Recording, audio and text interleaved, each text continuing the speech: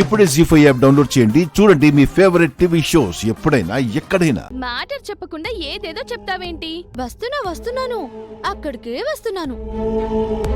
మా అక్క మీద ఇంత ప్రేమ చూపిస్తున్న మీరు దేవుడు మొక్కు చెల్లించకుండా అపచారం చేస్తే మా అక్కకు అపాయం కదా. దేవుడికి కోపం వచ్చి మళ్ళీ మా అక్కకి ఏమైనా జరిగితే? నేనుండగా మధుకి ఏం జరగదు. దేవుడి మొక్కు చెల్లించకుండా మీరు అన్నం తింటే మా అక్కకు అన్యాయం జరుగుతుంది కదా. దేవుడు మొక్కు చెల్లించడానికి రేపు మేమందరం గుడికి వెళ్తున్నాం. రేపు గుడికి వెళ్తారు సరే మావయ్య. ఈ రోజు మొక్కు పరిస్థితి ఏంటి అని అడుగుతున్నాను. ఈ రోజు మొక్కేంటి? మా అక్క ప్రాణాలతో క్షేమంగా బయటపడితే ఈ రోజు ఉపవాసం ఉంటాను అని అత్తమ్మ మొక్కుకున్నారు కదా అత్తయ్య.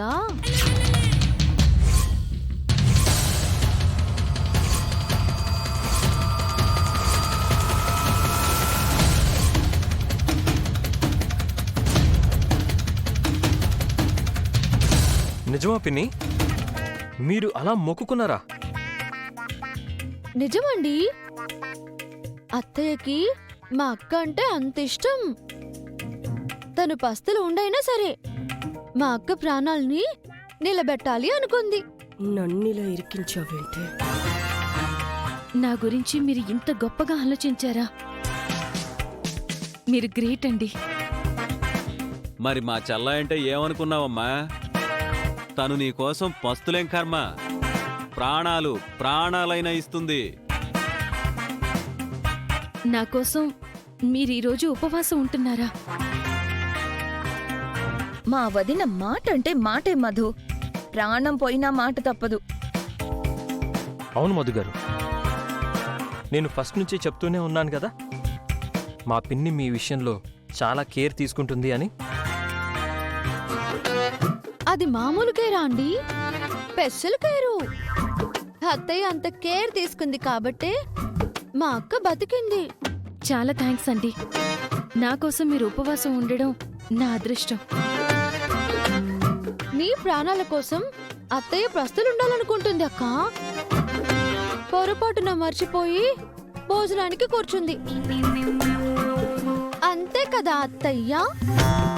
నన్ను ఫాస్టింగ్ చేయమంటావే? నిన్ను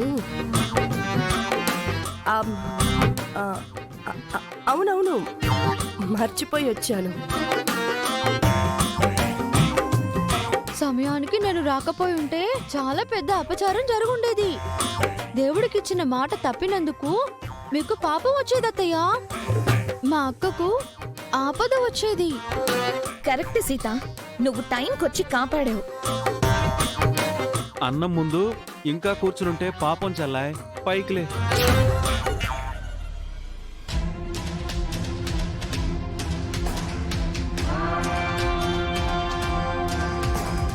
జీ5 యాప్ డౌన్లోడ్ చేసి అన్ని ఎపిసోడ్స్ పూర్తి ఉచితంగా చూడండి.